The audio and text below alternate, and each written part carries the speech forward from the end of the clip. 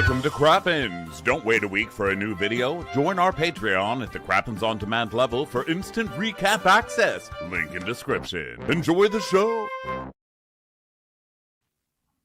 Hello and welcome to Watch What Crappens, a podcast about all that crap on Bravo that we just love to talk about. I'm Ben Mandelker, and joining me fresh in the new year in 2025, Mr. Ronnie Karam. Hi, Ronnie. How are you? Hello, Ben. How are you?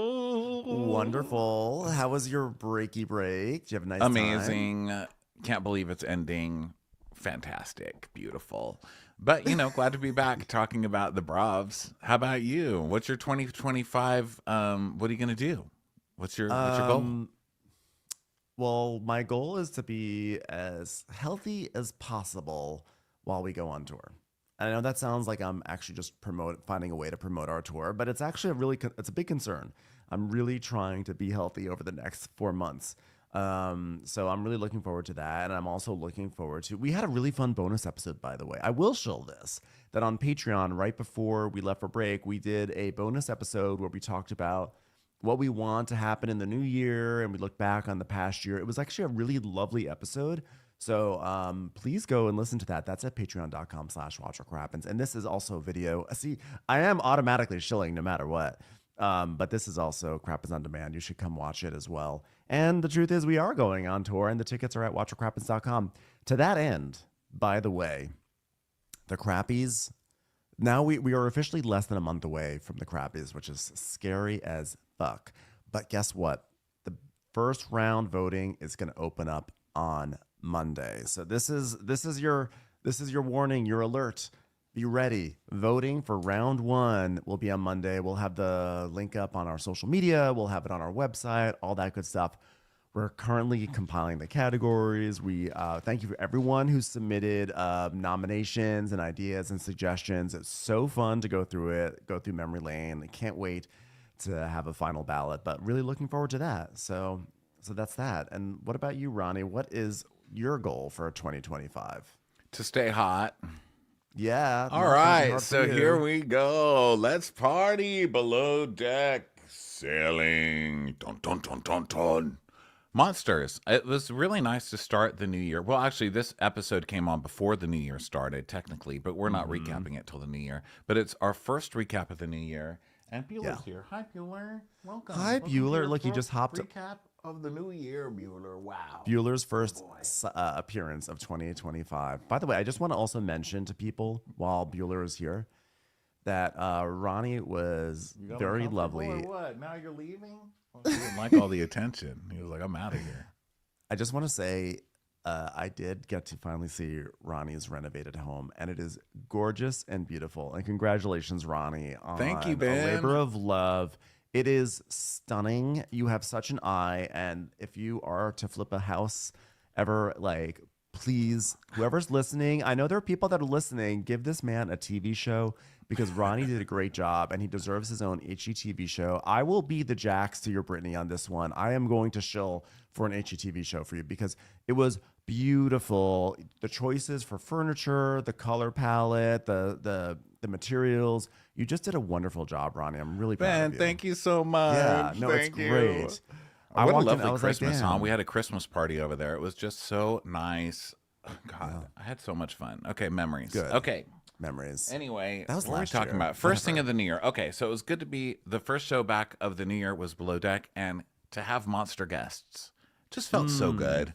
Just to have unpleasable people, just jackass people who acted like they're the fanciest people in the world, but obviously don't know what they're fucking talking about, which is great. You know, like complaining about the taste of an Aperol Spritz as if they could do anything about that. It's literally Aperol. There's everything is. It's not up to much interpretation. You know what I mean? Yeah. Like, did I just text you? ignorant, stupid, fucking awful, nasty people. And it was nice, you know, because I feel like sometimes people try and fake it for this show, and it's nice to just have shitty people.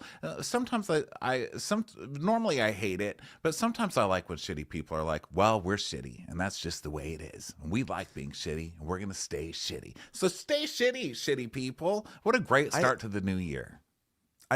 But there's always this element of dissatisfaction I have across all Below Deck shows, which is that when you do have shitty guests on the boat, and then the show airs, and then the show always roasts them because the crew roasts them, the internet roasts them, and like I always want to I want them to be accountable, or I want to like put a microphone in their face, and be like, how do you answer for this? Now that you've seen it, what do you say? And we never get that with the guests. They just go back off to obscurity, unless they're like Jill Zarin. But I want these people to say like, oh wow, yeah, we saw ourselves on screen and we were terrible. Like I want to know what they thought seeing themselves. Well, I've often followed up with people on the show where I go on Instagram, I find their accounts because I love to read America just reading these people for filth, and they do. Like that Bobby Rose, or what was that chick? Not Bobby Rose. I love her. Erica Rose and her horrid mother. Yeah, those awful monster trash people. They were read for filth, and I loved reading that. And of course, it was all editing's fault, and it was all the staff's fault. So that's the big spoiler: is that it's still never their fault. It's always editing's fault. Always, every single time. I've never read one that's like, "Wow, we really sucked." Yeah. Well, this episode definitely had me feeling a certain sort of way because it was one of those episodes where I texted Ronnie. I think I texted you and I was like, this episode's making me feel a lot of things. Now, I've forgotten almost all of it because it was last year, guys. But as we go through it, I'm sure like things will be drudged up and I will have rage anew. But I was feeling things. I was having a lot. Well, I know. Oh my God, I had a Vietnam flashback into what made me so mad. Actually, and I will get to it. Everyone. We're going to put a pin in that. That's a preview. Just wait for about 75 to 80% through our recap, and my anger will come out. Yeah. Well, this show is hard to even get that angry about because this is the lowest rent of all the Below Decks. The boat's falling apart.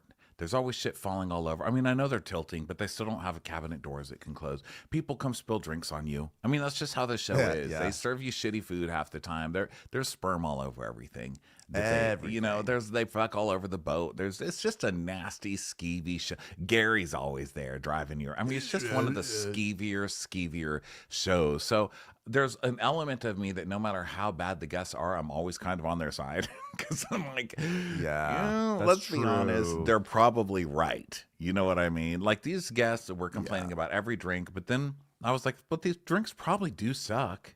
And they complained about the food, and I'm like, but the food probably did suck. Like the things they complained about, they weren't great, but they might have had a point.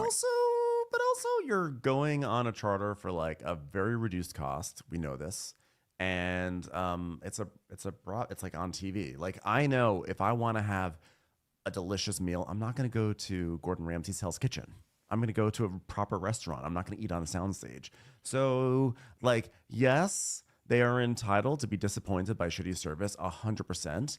And I know that if I were on the boat, I probably would be a monster. I would be edited to be a monster. But that being said, like, also, you know what you got yourself into.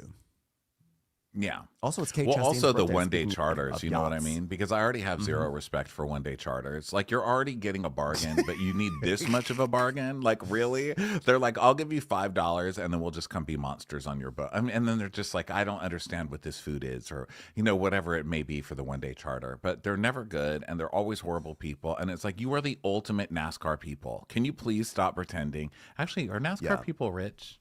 But you know what I mean. Probably. They're just like the lowest, sorry. I'm offending all the NASCAR people. But you know what I mean? When NASCAR comes to town and suddenly there's flags you don't understand on cars and like people tailgating you and yelling faggot out their window. You know how it is. That's exactly what these people are.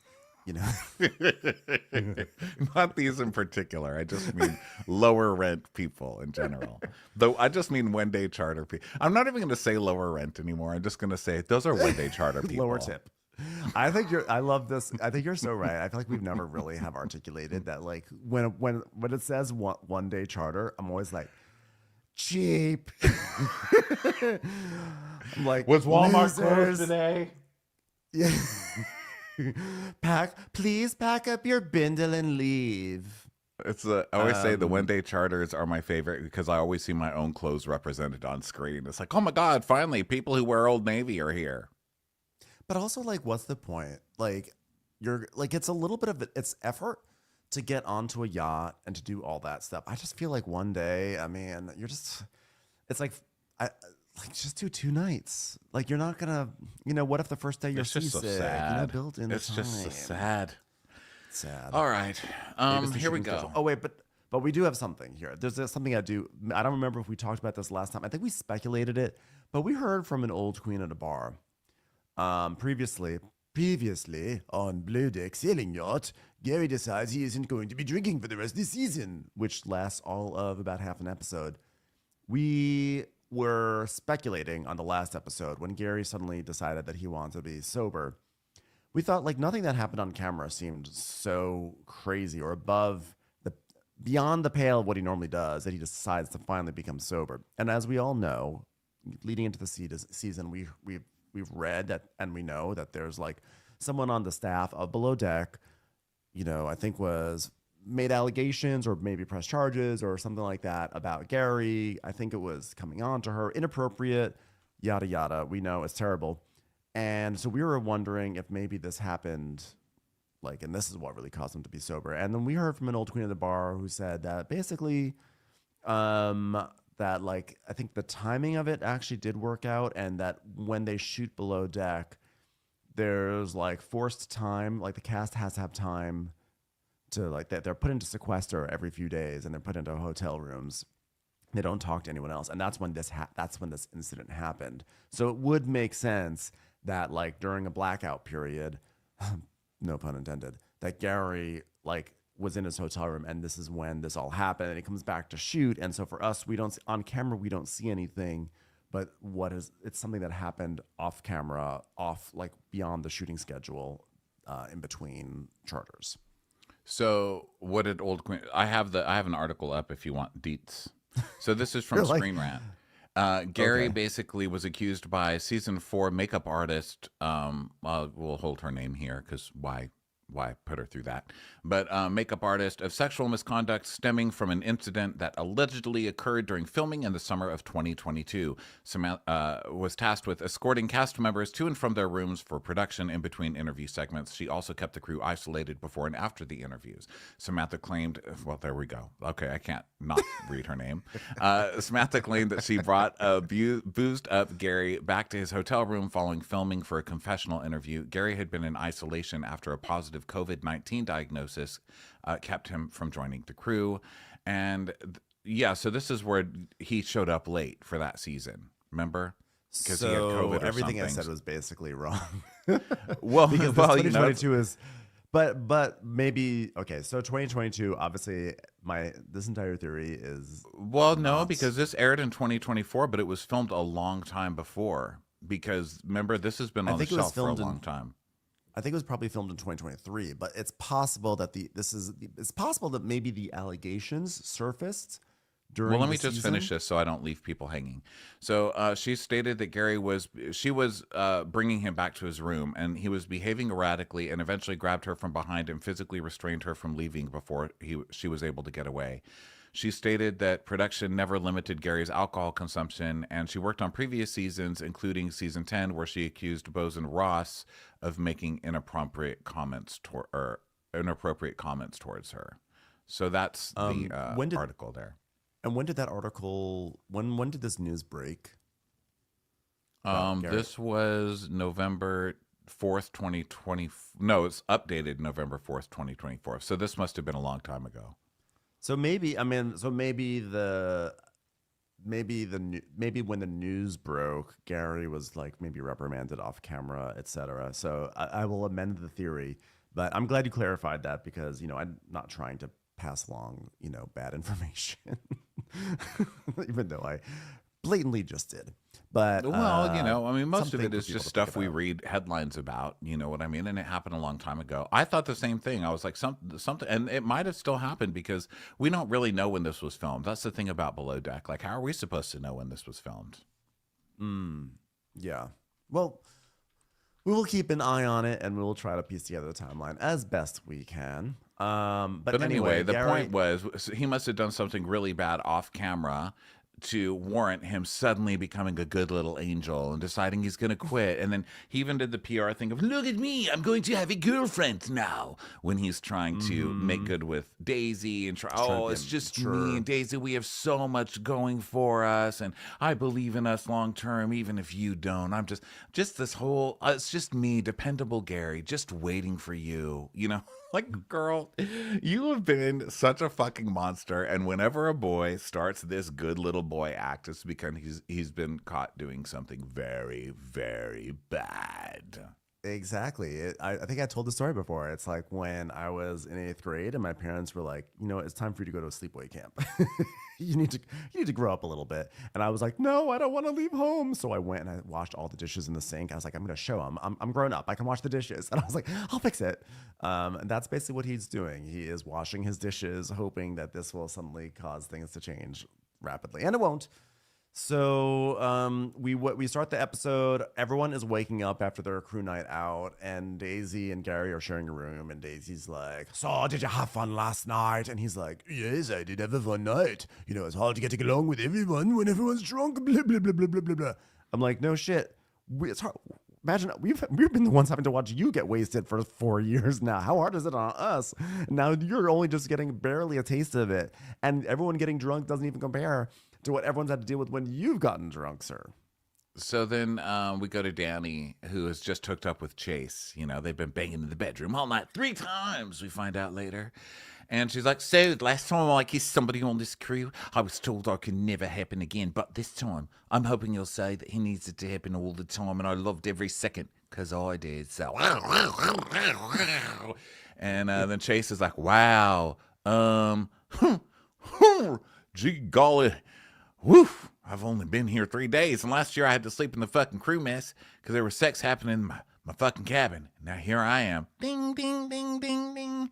This got lots of laid. Yeah. Personality still sucks, though. By the way, I also want to mention my favorite part of that little Gary Daisy scene was that after Gary is reflecting on how hard it was, you know, with everyone being drunk and how proud he is that he got through a night of not drinking. He literally says, you know, we should celebrate. Have a drink off the boat, you and I. So congrats, Gary, for celebrating your new sobriety by toasting to it with a drink. Well, that's what they always say. I mean, listen, that's why you are supposed to celebrate in AA with chips, because, you know, salty things are the best things to eat while you're drinking. Yeah. That's where the chip comes from. Exactly. I mean, you couldn't be like, hey, congratulations on 3 months sober. Here's a cocktail peanut. It's like, that's not fun. You know, we can't really commemorate that. Hey, I broke my teeth on this chip. Well, you're not supposed to eat that, sir. So now Diana is like, how was your night? And Danny's like, oh, it was fun. And she's like, oh, I guess I have to do the fucking master again. Why do you have to clean up the sperm? You blew it, you stew it. That's what I say. Not stew it. That's disgusting. You unloaded. You should commode it. You unloaded it. You should commode it. If you've got time to splooge, you got time to stew. Do it. Okay. So the producer's like, hey, so Chase, what about Diana? And he's like, well, Diana's stunning, but I also think she's reserved, whereas Danny saw an opportunity and took it, and I'm not upset about it. Is this The Apprentice? Like Seriously. You know, because, and this just for anybody wondering what guys like, this, easy. That's what guys like. They like it to be easy. Okay. That's all they want. Just make it, whoever makes it is easier for, this guy would fuck a Costco chicken sample, is basically what he's saying. He is basically like, when he gets an erection when he hears the Toyota jingle, we make it easy, easy for you. Sir, you're not supposed to stick your penis in the pipe, right? It's back there putting his banana in the tailpipe like he's in Beverly Hills Cop. Okay, so so Diana has to go clean up the splooge. Not fair. So then Glenn is checking in with Davide. He's like, did you have fun last night? We did indeed. It was so fun. Good times. Good time. Did you bleed? Not that I remember. Ding. Did you go to a cave? No, I don't think. You always ask me if we go to a cave. We never go to a cave. Oh, I'm just holding out hope. So Chase is checking with Deanna, but she's like, whatever. You know, he's like trying to be like, hey, how you doing? Oh, how you doing? Had so much fun. Had a good night with everybody. And she's like, uh-huh. And he's like, shut up. Okay. Shut up, you talkative little minx. All right. Not working on her. Ooh, Chase, did you have fun last night? Where did you disappear to? Blah, blah, blah. He's like, yeah, I had a great time. I don't remember, man. No, shut up. Come on, spill the beans. Blah, blah, blah, blah, blah, blah, blah, blah. So Danny's going off to Deanna about how hot he was and all this, you know, just rubbing it in. And because, you know, people like this also get off on the whole, like, I won the man. You didn't win the man. How does it feel not winning a man? How's it going folding those cum rags? You like that? Yeah, I caused those. Like, she gets off more, I think, on the bragging about it to the girl who she beat than the guy that she beat off. She truly is someone who prattles on. It's not that she talks or brags. She prattles. Like, she is the prototypical prattler. Like, she should be in some old Jane Austen movie, coming in and be like, oh, I went with Mr. Willoughby to the dance, and he just danced with me all night long. Isn't that amazing? I danced and with Mr. Willoughby. It's like, oh, shut up, you prattler. You goddamn prattler. So Gary's telling Chase, listen, I thought you were going to hook up with Deanna. What was that? You were flirting all night. And he's like, what? I'm not hooking up with anybody. I'm just doing a big job, man. Okay, just doing the squeegee. And back to Deanna, she's like, well, I do not enjoy this because you leave me alone for a good couple of hours. And, you know, here I am having to work. And she's like, well, why doesn't everyone just make out? You know, you can always sleep in the master. Everyone's being silly about this. If you want to have sex with someone, have sex with someone. I mean, if there's someone to have sex with, I'm having sex with them. Where are they?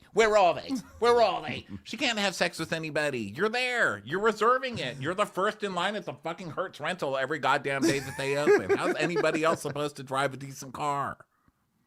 I know. You're making everyone else go to Alamo. So Danny's like, well, what do you want? She tells us, what do you want me to do? I mean, like, sit back and, like, watch you stare at him from the corner of the crew mess table for the rest of the season, and maybe he'll come hook up with you? Like, no, excuse me. I was a cheerleader. I had 10,000 men staring at me. I'm going to take my shot. Here's what she wants you to do. Not take every cookie off the plate. You know what I mean? Like, leave some for the rest of the people. Just because a cookie plate is there doesn't mean they're all for you. It's not all for you, cookie stealer. Share and share alike. Can you tell it was just Christmas? You wake up and those cookies are gone, and I'm like, that fat bastard, you know? And I'm really going on my own journey and trying not to body shame people, but I leave a whole plate of cookies out there. I wake up, they're gone, and you just, like, hear a ho, ho, ho, ho, ho, ho yourself, and I just fixed that roof. You fat motherfucker, get the hell off my roof. These cookies were not for you. I did not say you could come in this chimney. There are no children here. I don't even believe in you. I'm calling Krampus. So Danny is like, Gary's sick and hot. Like, you can have Gary. Like, as if, thanks for giving Diana your literal sloppy seconds. Okay, thanks for offering up. You know, there was a season of Survivor where this one girl, I think her name was Poppy or something, she went off on a reward, and they gave her like a mint, and she came back and she was like sucking the mint, and everyone was staring at her and they were so angry, and she's like, oh, I'm sorry, and she took it out of her mouth and offered it to someone, like, do you want it? And it was just like, shut the fuck up. Thank you for offering your Gary mint to Diana. Yeah. I mean, you've already given whatever Gary gave you to Chase. So I guess, you know, at least you're being fair with it. The wrong kind of sharing. And Diana's like, no, thanks. I don't do love triangles. Now, regular triangles, I will play them if Putin asks. Would you like to hear me play Moon River? Ding. Ding, ding, ding. All right, stop it. I'm going to fuck that triangle. You know, I thought that was a little inconsiderate because you said you were going to play Moon River on the triangle, but instead you just sort of accompanied it. I don't think that's fair. Okay, so Deanna's like, that girl moves fast, and I expected her to jump on Chase, but it still sucks, you know? So she picks up the towel. She's like, I hope this doesn't have penis things. Throw it on her face and make her do it. She's like, what? See, no, that's my towel. It doesn't have penis stains on it. Oh. All right, everyone. Daisy, Glenn, and Chloe. It's time for a preference sheet meeting in the cave. That's what I'm calling the crew mess now. God, I love it in here. Okay, this is a quick overnight charter. Gee, bosses. Okay, Daisy, thank you. Jillian is an operations specialist in healthcare, and Sherry is a celebrity hairstylist. Jillian and Sherry plan to enjoy fun in the sun and great cuisine alongside their friends. Okay, so one of you charges too much for my blood work, and the other one does terrible tracks on Housewives. Okay, I already hate both of you. One is a professional hanger-on, and the other is fleecing America. So, so Gary's like, Well, the guests would like to enjoy all of the water choice this boat has to offer and hope they can catch some wine for an amazing seal. Bulu bulu billy, billy bulu bula, blue, blue, blue, blue, blue, blue. Gary, get through the blah blah blahs already. ding! Diana, stop playing a triangle in here. We're having a meeting. Chase, get your penis out of the triangle. It was there. It was easy, man. Okay, so Cloyce just reads 7 courses. Okay, so we already know these guests are morons because who asked for that? 7? Okay, it's not. Is that a thing? Crazy. Oh no, I don't. If you're going That's to too fine many dining, courses. 5 courses is a lot. Come on, five is your traditional, know that's- right? Well, 5 is your traditional for Captain Sandy. Remember, she told Rachel, "Hey, 5 courses, just 5 courses." No, a 7-course meal is fine for fine dining. And we're going to circle back to this because this is where my rage is going to come into, but I'm going to let my rage out at an appropriate time. But 7-course meal is appropriate. What I do think is strange, though, is that pairing with the drinks they all learn to mix. They want to do a mixology course. I think mixing with mixology is a strange, that's a strange request. So they want to do a mixology class, and then they want to do a 7-course meal to pair with their drinks that they're going to make. I don't know. That doesn't sound very fine dining-y, and also whether it's fine dining-y or not, it just doesn't sound like a good idea. Well, it sounds like Gary waiting. It sounds like just alcoholism, right? It's like 8 drinks, 7 drinks.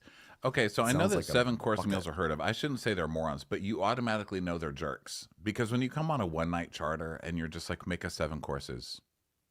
It's like people who, yes. I don't know, it's like, I'm going to get this. I'm going to get everything that I can fucking get. You know, it's like my friend who goes to the front desk and asks for the slippers and the toothpaste and the towels. And then she's taking home she'll unplug the phone, the hotel phone and put it in her bag on the way out. It's like, this is my one night at a hotel and I'm getting every free thing I can. Yeah, act like you've been there before, you know? Well, I'll also, if it's your one night on the yacht, I kind of feel like I want to spend more time, experiencing the yacht rather than being, stuck at a table, you know? If I'm going to do a 7-course meal, I'm going to do the 7 courses at a proper restaurant, maybe not, on a boat that's sideways. Well, now, here's another thing. Also, I'm having to lube up the side of my lips because I got... for the new year, I'm going on a stronger retinol, which is stuff old people use on their face. For those of you who are like, what is retinol? It's like a face cream that kills a layer of your skin to reproduce skin more quickly for when you're old. So anyway, I had it on my hands, and then after that, I put on argan oil on my face. And I was putting the argan oil on, and I was like, oh, I should just put some on my lips because I love argan oil. Well, I had the fucking retin-A still on my hands. So now my lips are falling off.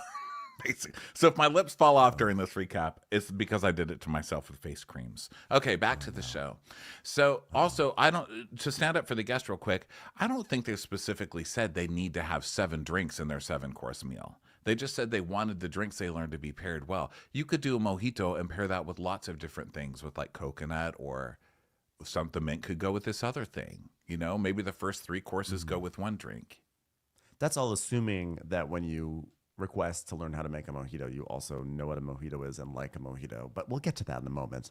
So Daisy is like, all right, Claus, just tell me your menu and I'll pick the cocktails to go with it. He's like, okay, beautiful strategy.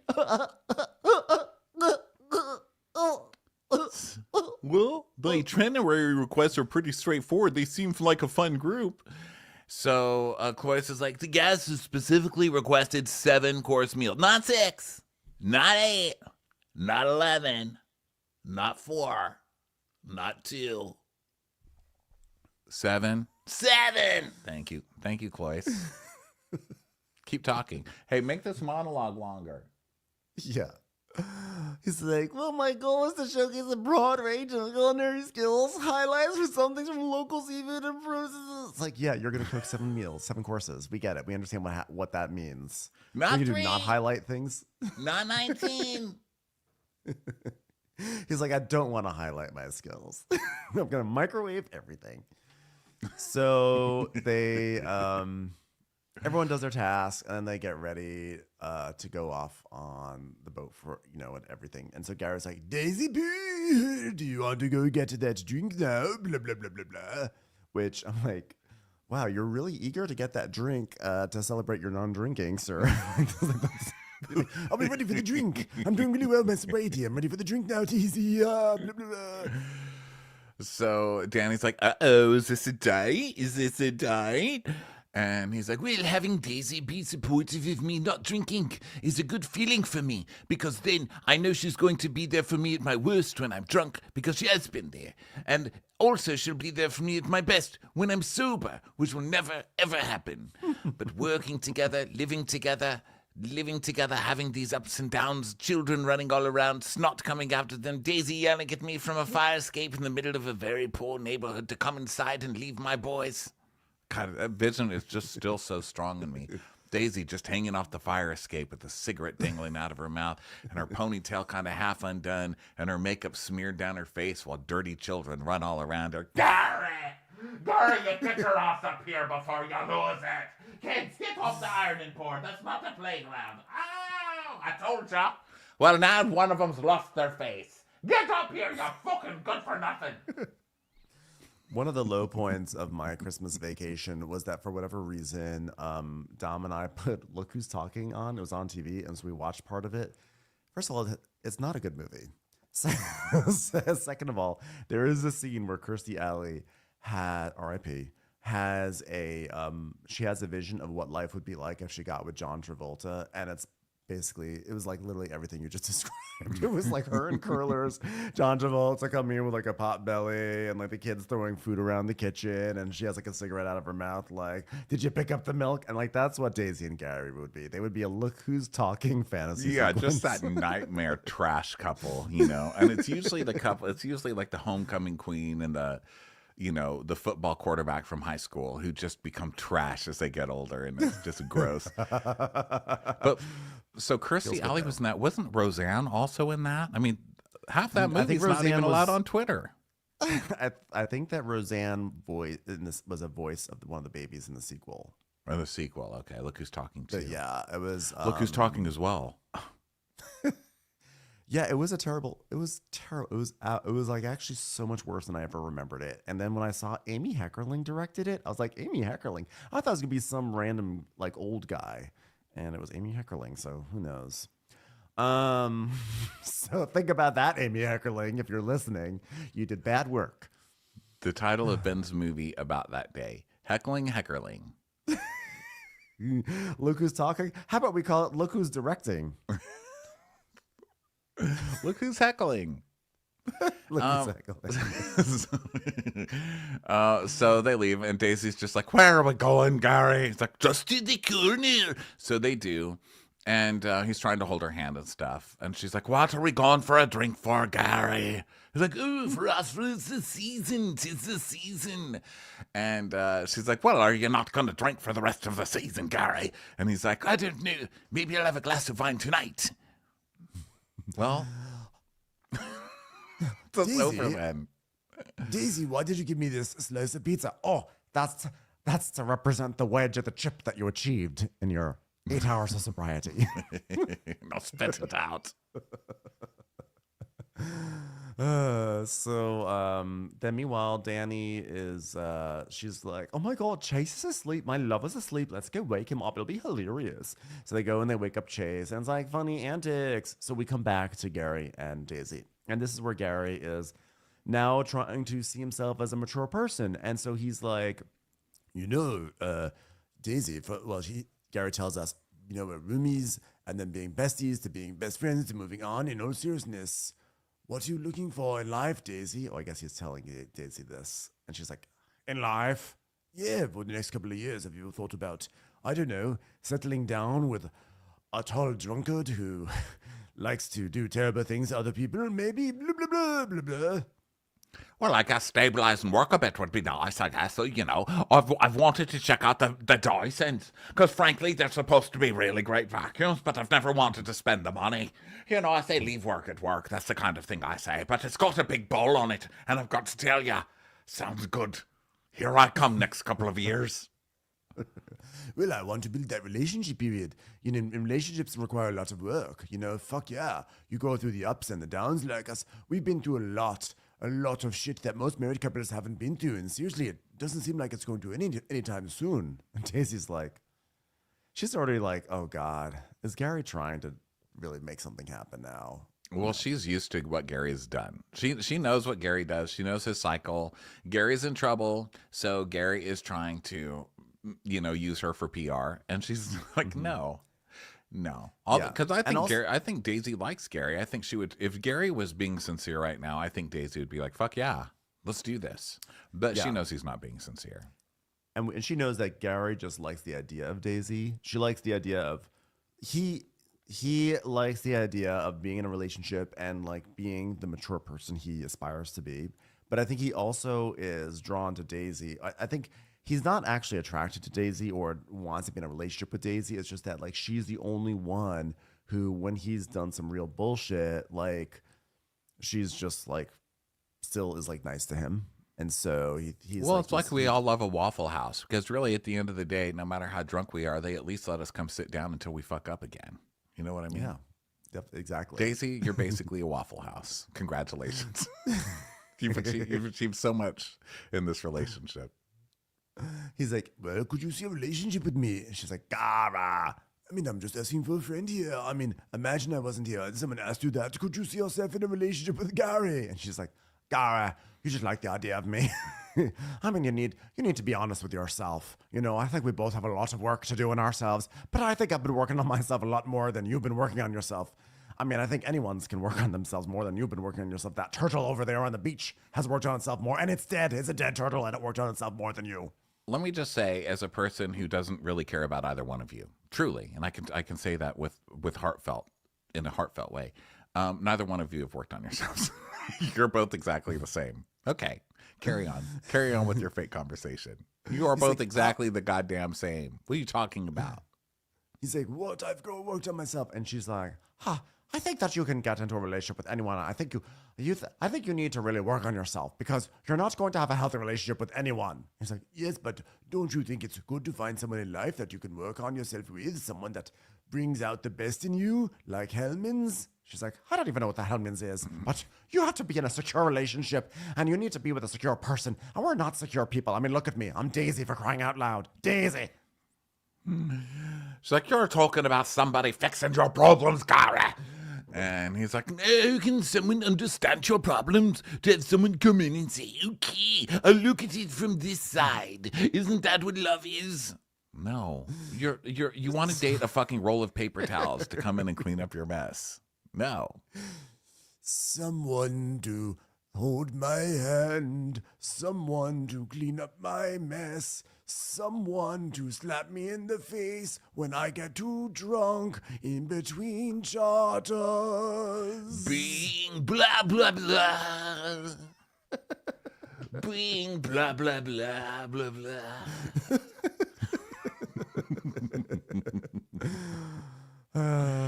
So Gary's like, well, I think I've been too scared to commit because I don't want someone to put me in my place because I'm selfish. But I know it's what I need. Well, that's what the police are there for, you know? But he's like, no, it's someone like Daisy. And she's like, well, because of everything that happened last year, and Gary didn't respect my relationship with Colin, and I kind of took a step back from our relationship. Actually, you hooked up with his best friend, which you have every right to do. I'm not shaming you for that. But you hook up with his best friend, then still flirted with him the whole time. Then they both treated you like total shit, and then you ghosted him until this season. Why are you acting like you took some step back because he didn't respect your relationship? You know who else didn't respect you? Colin. And Colin ended up good boy clubbing it with this one the rest of the time. Yeah. Either way, I think that Gary is trash. And although you're not really refuting that, but she's no, like, no, I'm not at all. I'm just, she has an interesting way of amending history. But that said, he is trash and she's not trash. I hope the best for her. I don't hope the worst for Gary. I'm just like, stay over there, stay over there. Yeah. Well, unless Gary did some serious growing up very fast, us having a future, there's no fucking way, And she goes, I think we make each other laugh. We have similar interests, like alcohol. Anyway, it's a good list. It's like, so you think there's a chance? All right, let's go, Days. It was very lovely. Thank you. Now, back to not drinking for 2 hours. So he did he have the drink? He definitely drank wine because the producers did a close-up on the wine to be like, look, audience, he is in fact drinking wine. It's not something that looks like wine. It is wine. He is having wine right now to celebrate his sobriety. Okay, so then now Deanna and Danny are still doing their flirt thing with Chase, and it's annoying. So then Cloyce is talking to Keith, and Cloyce is like, so has your attention shifted at all? He's like, what do you mean? Well, like, obviously you were getting along with Daisy pretty good. So how do you feel about that? Like, is it changing your vibe that she's out with Gary? And he's like, I don't know, really. And this morning I felt like a piece of white bread. And then I found out about that, and I felt slightly toasted. And I'm just sitting here, slowly getting harder and harder, waiting for someone to take up a nibble out of me, really, before I'm ready to be thrown in the bin. Does that make any sense? Someone to put me in the toaster. Someone to spread some butter on me. Someone to enjoy me for breakfast. Come have a little bite. I'll always be there, being a piece of toast. Being a carb.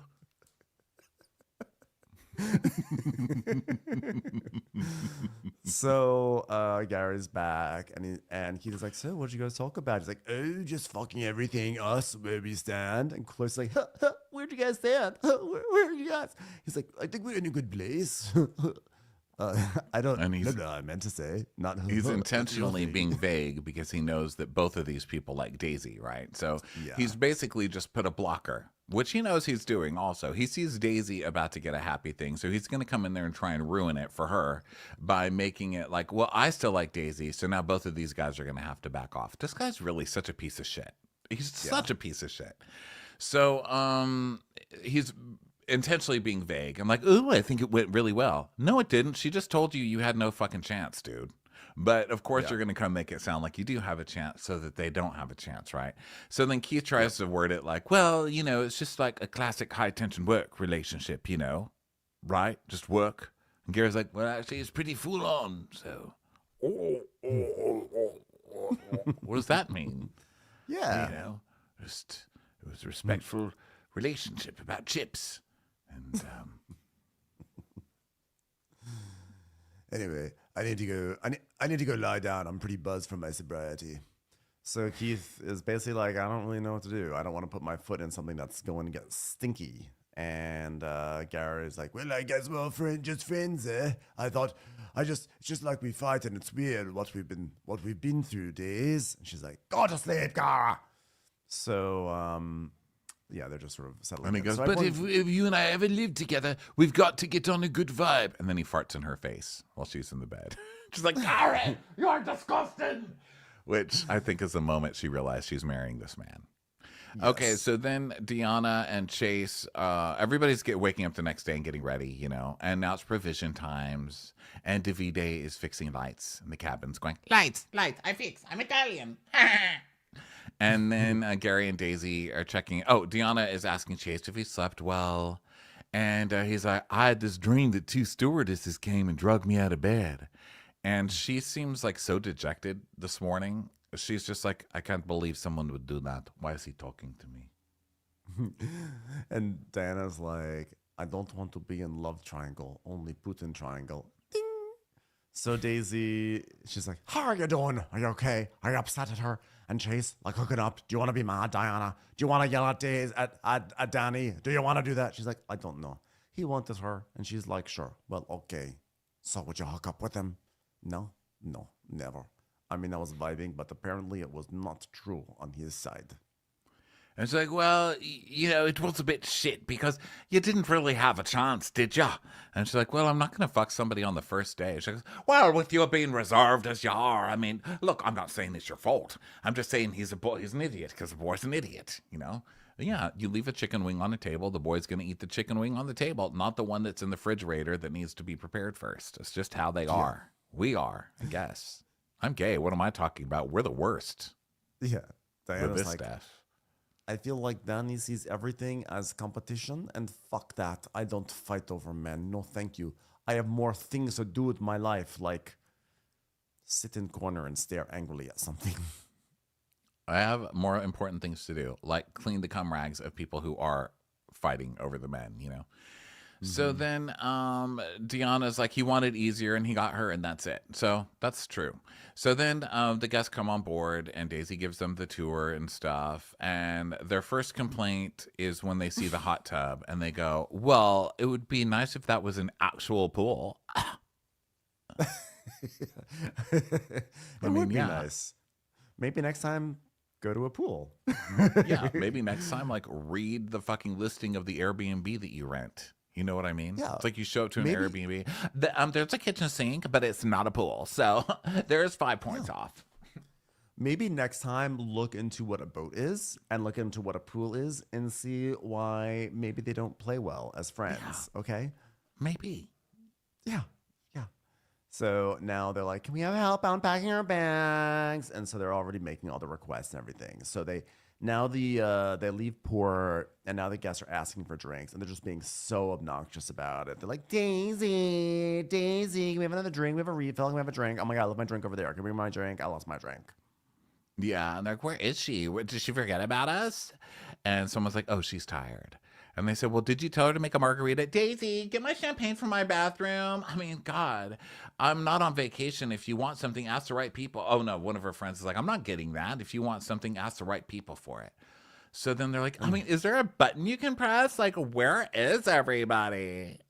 Oh my God. And they're just like making lots of requests and everything. So at this point, I would say, like, okay, I can imagine that the editing made them look really spoiled. Because, like, I can imagine they're so excited that they have all this service. They're being jokey amongst themselves. It makes it look like they're doing this. But the rest of Charter, though, they just continue to get worse and worse and worse. So now the sails go up because it's time to go sailing. So Captain Glenn is all excited. And now the boat starts to tilt to the left. Everything falls out of the cabinets because, once again, the crew has, like, they act like they had no idea this would ever happen. So they don't lock anything down. So everything's tumbling out of every shelf. And then, of course, one of the guests is like, this is not what I expected. Why is the boat going sideways? Don't tell me you never watched a show that you went on. Yeah. You know what I mean? Yeah. You didn't even watch one episode. I do not believe you. So then she starts with the whole, oh my God, the boat's tilting. I can't handle it. I'm going to throw up. I'm definitely going to throw up. I'm definitely for sure going to throw up. Okay, another piece of evidence that this person is a complete asshole. Who is in a group of people and needs to barf and just sits there? I'm going to throw up, guys. I'm going to throw up. Then get your ass up and go to the bathroom. What are you doing sitting here? You're going to throw up on me? You don't have anything to throw up into. You're not bent over the side of the boat. Are you planning on me being your target of throw up? Because I will throw your ass overboard, okay? Who the fuck invited this person on? That's the last time I would ever go out with that person. One of my best friends, I was driving her home when she was wasted, and she said, I have to throw up. And I said, I'll pull over. And she said, I can't wait. And do you know what this little angel did? She barfed in her purse. Wow. That's what good friends do. That's a good friend. You try to accommodate. Also, how about this? Crazy idea. How about you just like turn the fuck around and barf into the ocean? Okay. For real. Like that's what there's like literally like a giant space for you to throw up. It'll be okay. Like why You'll do they have probably to be throwing your straws in there within 5 minutes. I know. And on top of that, honestly, I really do think she's being dramatic because how is it that the choppiness of the sea she was fine with, but when they tilt, that's the issue? I feel like the tilting is not what will make you seasick. I think it's the up and down, the choppiness. So she was just, I think, being like, oh my God, it's sideways. I'm going to get sick now. And she doesn't even wind up puking, by the way, because they would have shown it. So they go running all around to find like a bin, which by the way, they kind of should have had one, like they should have like seasick bags like ready, like not just like tucked away at the depths of the ship. There should be one on the deck. But now she's like, so she basically says like no more tilting of the boat, which is like, look, I don't get off on the boat, the sailing the way Glenn does. But like if you're gonna book a sailboat, why would you book the sailboat and then not want to do any of the sailing? It's just stupid. Yeah. So then one of the friends is like, are you sure it's not the margarita? Like now you're already blaming service for your friends wanting to throw up with seasickness. Yeah. So then Daisy's like, oh my God, it doesn't sound like anyone's throwing up. And then we hear, bleh, bleh. But we still get no proof that she threw up, right? I don't think we saw that she threw up. I don't think so. So then Gary is like, so you're not comfortable? You want us to stop? Which I think is the first time in history Gary said that. And she's like, yes. So then Glenn stops and he's like, this is the first time I've ever been asked to stop sailing. Whoa, I hope to God it's the last.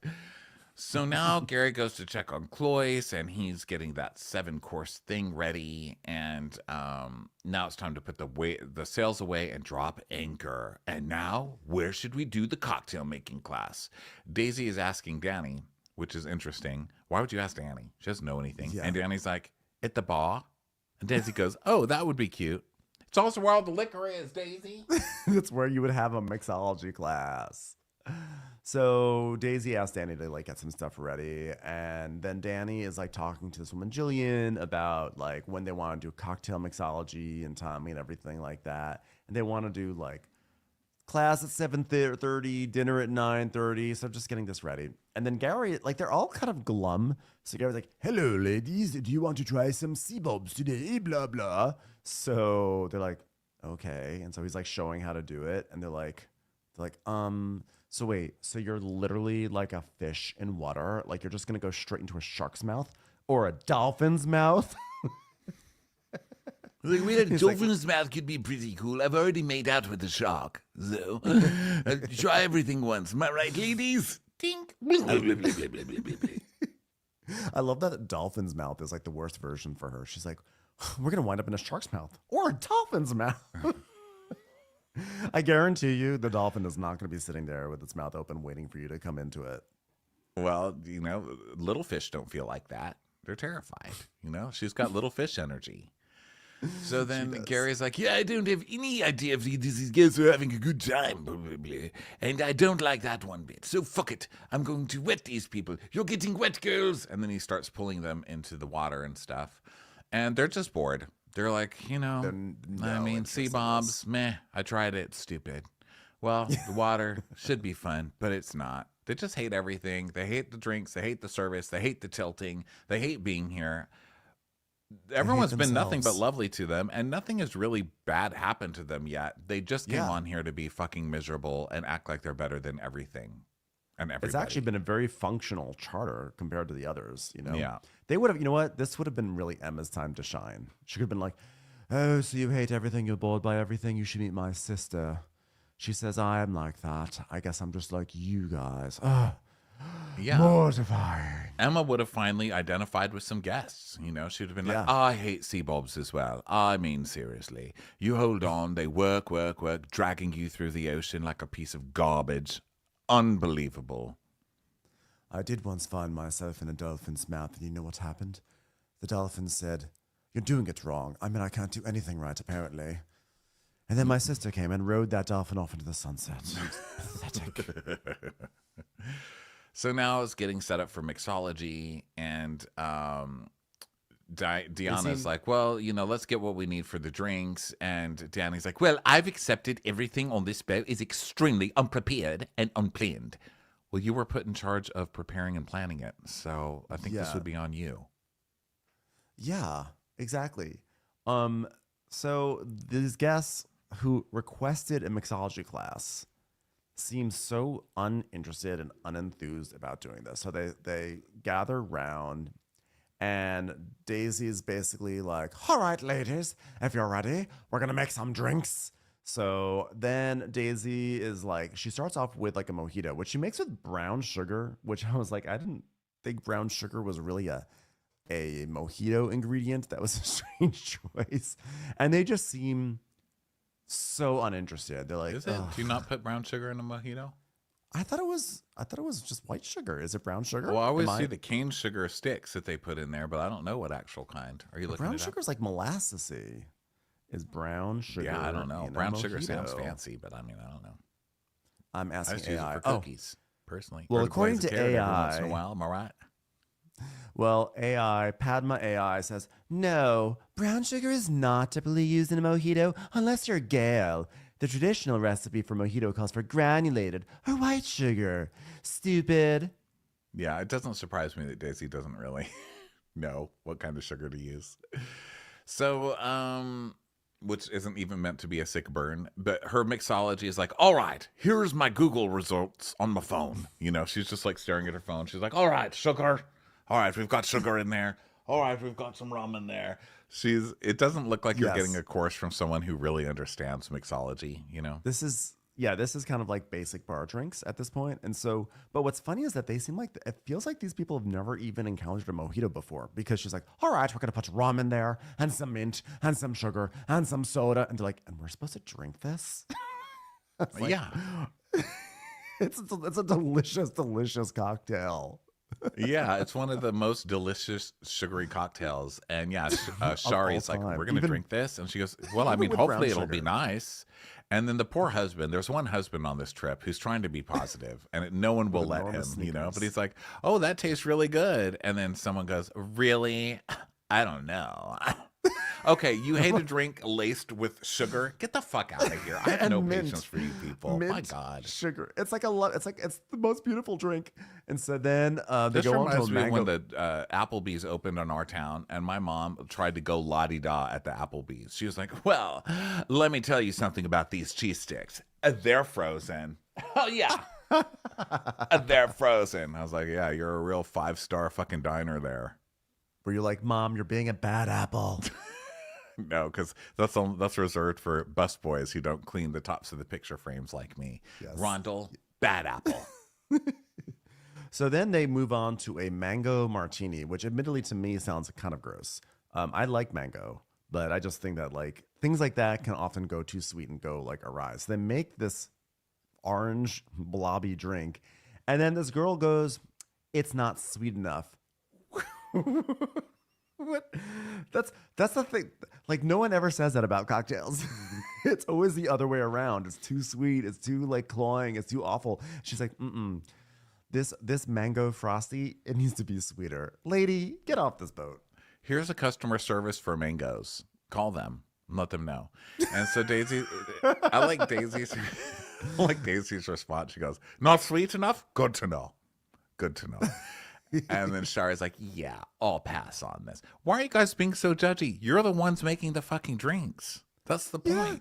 Yeah. If it's not sweet enough, make it sweeter, dummies. Yeah, You're the you bartenders here. Right That's the point. You're supposed to she's giving you the skeleton, okay? You add the stuff to it. Like, come on. So Daisy's like, well, naturally, I'm a people person, as everyone can tell who has ever watched this show. That's me. But I can't read what's going on. People person Daisy. So they're like, yeah, then Sherry's like, I can't drink that one. It's really bad. And like you said, it's like, you made it. You made it. You can fix it. So then now Marcel's like, I think we should just quit this. And Daisy's like, okay, well, can I get you anything in the meantime? And Shari's like, maybe some water? I mean, gross. So Daisy's like, yeah, this is water's not fucking sweet weird. enough. This water. So she's like, It's pulsating. How uncomfortable everybody feels. It is pulsating. So then, now one of them is like, so do you got any of you guys want to do something else like this ever again? And they're like, no. And they're just like all sitting on the sofa, just like bored, unhappy. And Daisy's like, oh, well, I hope they like their dinner cocktails. So because remember, they're going to be pairing their cocktails with dinner, you know? So, we got a message in our Instagram, now that I'm thinking about it, from someone who seemed extremely sweet. So don't worry, I'm not about to diss you, lady who messaged us on Instagram. But she's like, oh my God, my friend is coming up next week on Below Deck, and I'm really worried that she's not going to come off well. I forgot about that. Did you read that? She's like, I'm But that was worried a while it's ago, coming up. yeah. Well, let me just tell you, your friend fucking sucks. And I'm sorry. I don't even care which one it is. They all suck. And I'm so sorry that this couldn't work out better for your friend. But they did this to themselves. I mean, there's no amount of editing on earth that could have made these people look this terrible. These are just shitty people. These are just not nice people. They're not fun. They're not nice. They're horrible. Who goes on a boat and doesn't at least enjoy floating around? They don't even enjoy floating around.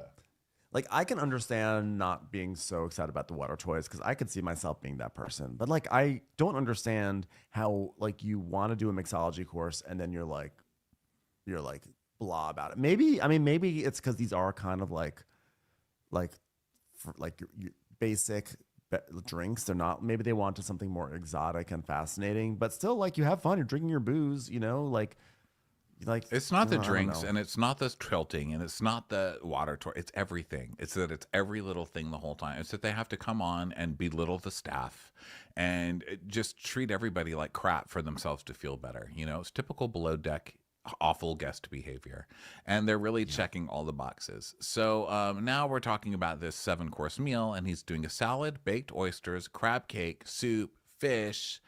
And he's like, you can pack a lot of good stuff into a 7-course menu. When I was 11 and did my first 7-course menu for President Clinton, don't worry about the timeline. It's not supposed to make sense. He loved it. But, you know, mostly it was cheeseburgers, fries, baked oysters. Those were still there.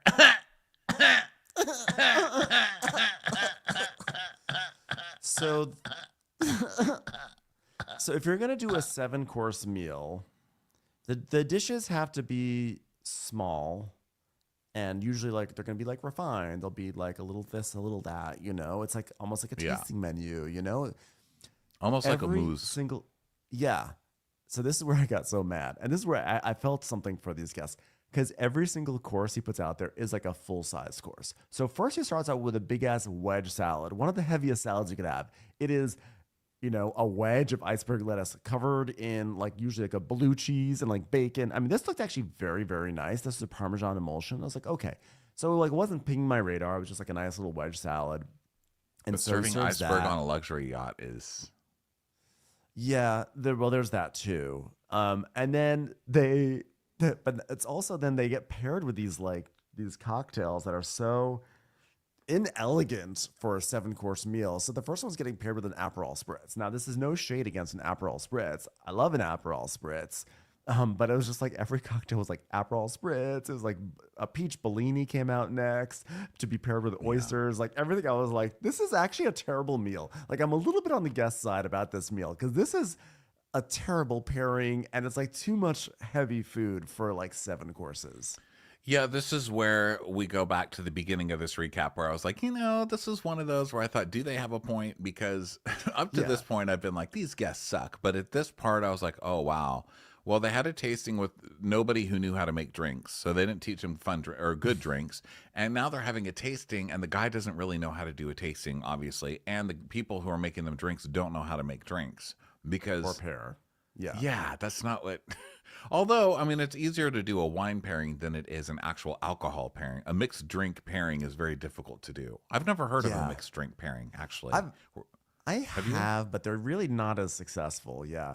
And I've heard of a whiskey pairing, you know, something like that. It doesn't always have to be wine, but I've never heard of like we're gonna have 7 different mixed drinks to go with 7 different courses. But Yeah, I mean, I don't and know. not like I'm an old Navy mixed kid. drinks that you make. But and usually, if there is like a mixology pairing, the beverages are very, very like artisanal. It's like there's a shrub, and then there's a tincture, and then there's like a vodka that was like aged with some sort of artichoke or whatever. It's like there's like the cocktails are given actually kind of like in a culinary approach, but this is just like Aperol Spritz, margarita, Long Island iced tea. So it's like this. I was like, ooh. But then again, so I'm like, these guests do have a point. But then at the same time, an Aperol Spritz, like you said earlier, an Aperol Spritz is really just 2 things, and it's a very, very common drink, and they're all acting. They're like, I don't like this. They're all like, they're acting like it's some exotic drink, and they're like, rejection. And you're allowed to not like an Aperol Spritz, but I just feel like you can't be like, you can't want an Aperol Spritz. You can't blame the bartender on an Aperol Spritz. I guess is the point, right? It's like you're acting like the bartender did something wrong, and they're like, "Ew, it tastes like cough syrup." It's like, okay, well, but it's an Aperol Spritz. So anyway, so Jillian, one of the ladies, is like, "So, do you like Aperol Spritz?" to Danny, and Danny goes, "Personally, yes, but it's not my first choice." Why do you say that as a server too? Like everything's a clusterfuck at this dinner. I'm just saying everybody's wrong in this dinner. Like the service is bad, the mixology is bad, the food's bad, the guests are bad. It's all bad. So Cloyce is like, okay, for your next course, a play on Oysters Rockefeller, which I call Cloyce Ters Rockefeller. They're like, we don't like wordplay. So he's like, okay, well, no, this is bad too. You're doing something cutesy for the thing. Don't name it after yourself. It's very First of all, Oysters Rockefeller, like, it's what is he's this, trying to make it look 1950s? Fancy. It's like he's doing like it's Bad. if you're gonna do like the refined retro thing, you really have to. It's tricky, and like I don't know, Cloisters Rockefeller, but then they get paired with peach bellinis. I cannot think of a more disgusting pairing. It's horrible. And it's like, why are you serving a peach bellini? That's a brunch drink. Why are you serving it now? Who thought to put peach with Oysters Rockefeller? It's like, oh, God. And then Daisy comes out with a tray of them and spills the tray of peach bellinis on the primary. I was like, oh, my God. And then starts laughing. It's like, oh, I am so sorry. And she's like, that was just a nervous laugh. That was one of the worst moments of my life. And I've woken up next to Gary. All right. Thank God this is just a one-night charter. So she keeps saying, I'm sorry. And literally no one will say, okay. They just watch her clean it up. And so they hate the oysters. And also, she's serving way too many oysters at one time. Why aren't they just serving them one oyster? This is crazy. It should be one oyster. Yeah, that's the thing. It's number 2 out of a 7-course meal. I was getting so mad. And then, but then I'm like, oh God. So these guests do have a point. But then one of them is like, does anyone want mine? This is Sherry, who is the primary. She's like, anyone want mine? Because I don't eat oysters. And so then she's going to get a shrimp replacement. And then they go downstairs. We don't have time for a shrimp replacement. This is a 7-course meal. If you don't like something, wait till the next course. It's in 2 seconds. There's no time. But then they look at the preference sheet. Not only does she not say she can't eat oysters, she actually requests oysters on her preference sheet. This was Fuck bad. These people. And you can see that he literally circled where she said that she likes oysters so that he would be sure to include it on the menu. So he went out of the way to give her something that she likes, and she's turning it into something like a weapon. So she's like, so Jillian's like, okay, we need smaller drinks, which I think is valid.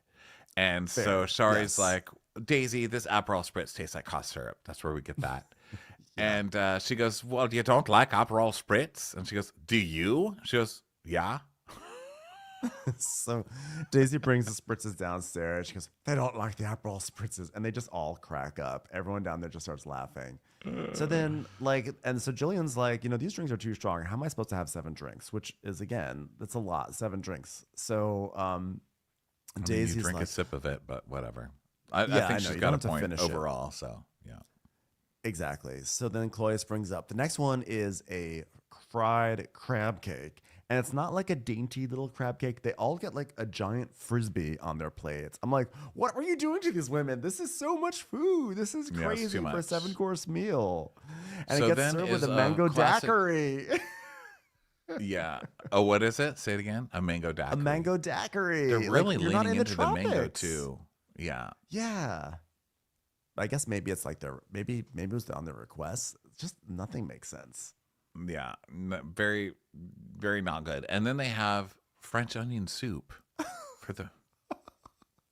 What's Why not happening? a gazpacho? You're in Spain, a gazpacho. So I think he is doing what you were saying, which is the nod to like the supper club or whatever, like the 50s yeah. stuff, but like mid-century kind of food. But I don't know where why? Yeah. It doesn't make sense. So then, and it's all also cold weather food. You know what I mean? So Yes. then, Great point. they search it with a Hennessy French 75 or whatever. So then Shari's like, well, what happened to Daisy? Did she go take a nap? She's serving you 7 fucking courses, dude. And she's probably not wanting to come up here because every time she comes up here, you guys bitch at her about something. She's probably hiding from you. Now it's 11:50 p.m., which I also did not even notice this. 11:50 p.m. when the 5th course comes up. It's a giant Mediterranean sea bass with squash puree with a passion fruit mojito. I mean, look, if the guests requested tropical drinks, then that's fine. And you could definitely have a tropical drink with a crab cake and even sea bass. But it just seems like this is such an inelegant and disgusting pairing that's happening all night long. So then they're just exhausted and they're like, we're so tired. This is too much alcohol. Can you split the drinks? And Daisy's like, you don't have to drink them all. I'm like, no, split them. Don't say that to a guest. Like, it's so Yes. weird. Even though I just said it, I didn't say it to the guest. It's just weird. So then they're like, no, just instead of making 6, make 3 and then split them. And she goes, oh, okay. I'll do that then. And then one of the friends is like, Shari, you're just getting on her nerves. And she goes, well, it's her job to remember what the guests want, right? She's definitely talking. And one of her friends is like, yeah, well, she's definitely talking about you now, babe. But Sherry is right because that woman, Jillian, did request like a small drink and they gave her a full-size drink. So like that is, I mean, I give a point to Sherry here. Yeah. So then, I mean, Glenn although is- Shari is the one that can't remember what she wants, but still. So then true, too. Glenn checks in on dinner, and Daisy stupidly is like, terrible. They hate everything. They hate me. I'd knock champagne on them. 2 of them don't eat oysters, but it wasn't on their preference sheet. And he's like, uh-oh, is the mood okay? And she's like, I'm telling you, it's like nurses on a Saturday night without a cave to go to. Oh, no! That's terrible. You know, we're used to guests walking off happy and having a great holiday. And on this charter, we're meant to bring it up to a higher level. It's not moving in the right direction. Like this boat trying to stay afloat, which it rarely does. I'm starting to worry. You know, I remember this happened one time in 1982. I just said that so you guys, there it is. The picture of me with an afro. Okay, there it is. All right, go on with the show. So then they're like talking shit, and Glenn's like, "You guys stop it," because they may like show up at the staircase. So then Clois goes upstairs. He's like, "All right, the 6th course for you this evening is a filet mignon, mashed potatoes, and a side of another filet mignon, and a cream sauce, and you have to eat every single bite of it." And so then they get an apple crumble with vanilla ice cream, and And a baby Guinness. It's too much. which is Kahlua and Bailey's in a Guinness. Delicious, actually. I love a baby Guinness. So it's a lot. It's just a lot of heavy stuff. So then downstairs, I guess Keith has just woken up and he's like, Clois has a Royce. That's a Rolls Royce. Okay. And he's like, good morning, Keith, buddy. Yeah. And then the guests just like go to bed. They're like, ah. And Daisy's like, fuck tonight.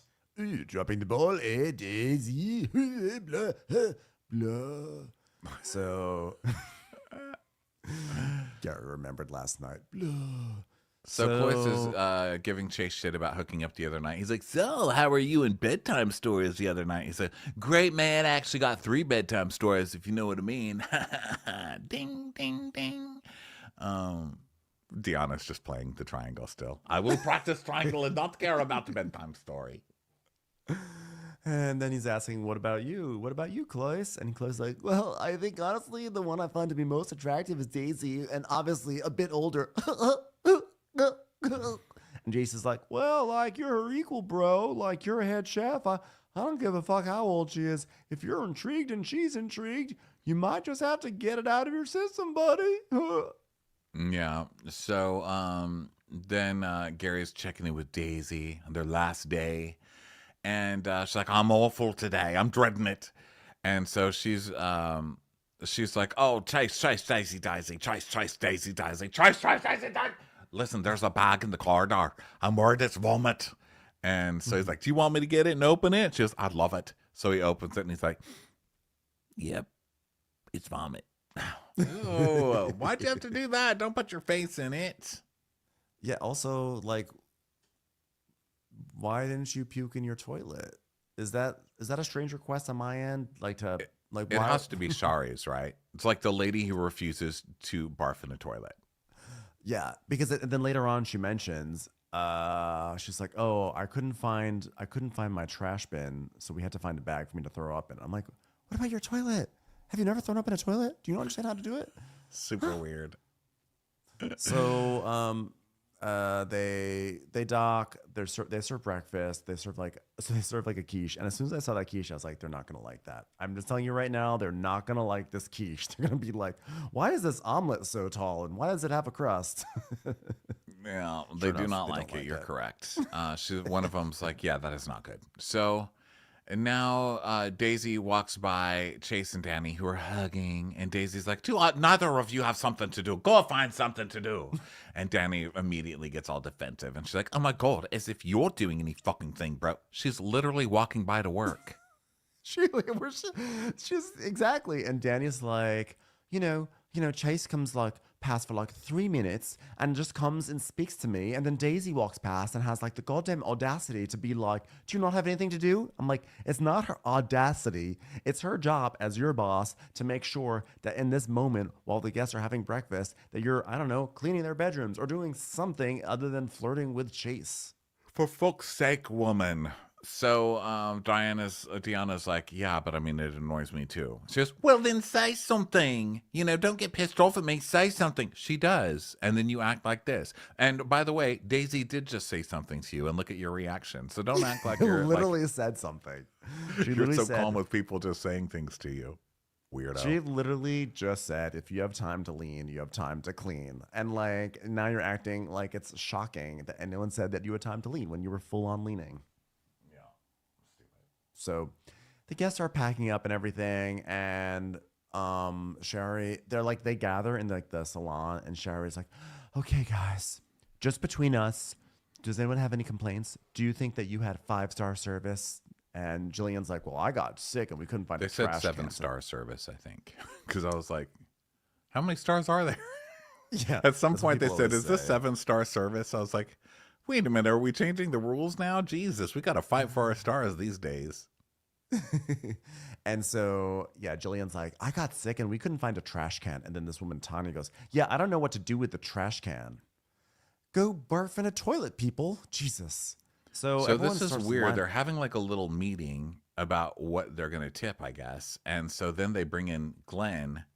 And, well, the crew, someone on the production crew obviously tells Glenn. They're like, go talk to them. So he's like, hi, is everything okay? Is there something you want to tell me?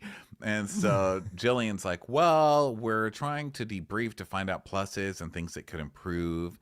And when it comes to this level of luxury, you want what you pay for. And there was just a few hiccups here. And Shari's like, Jillian, just tell the truth. Do it. And so Daisy's looking in there knowing that they're about to get screwed, because this is definitely like a we're not tipping you situation. Yeah. So do you think this is a sitch where they're not going to tip? I think they'll tip. I don't think it'll be a good tip. Right now, I think the lowest tip of the season is still Dr. Contessa, who actually had a generally good charter. So we're going to see, will these people be better or worse than Dr. Contessa? Because that is the bar to beat. So I don't know. They might not tip. They were real really They unhappy. were real pissed. I mean, to have a whole meeting about it and the captain's there and everything is not looking good. But we'll see. Yep, we'll see. But for now, that's it for this episode. We'll see what happens next week. Thanks for everyone who listens. Keep an eye out for that Crappies ballot. And also don't forget to buy tickets to the Crappies themselves, February 1st, New York City Town Hall. Or just come see us on the road at watchwhatcrappens.com for the tickets. Bye, everyone. Bye.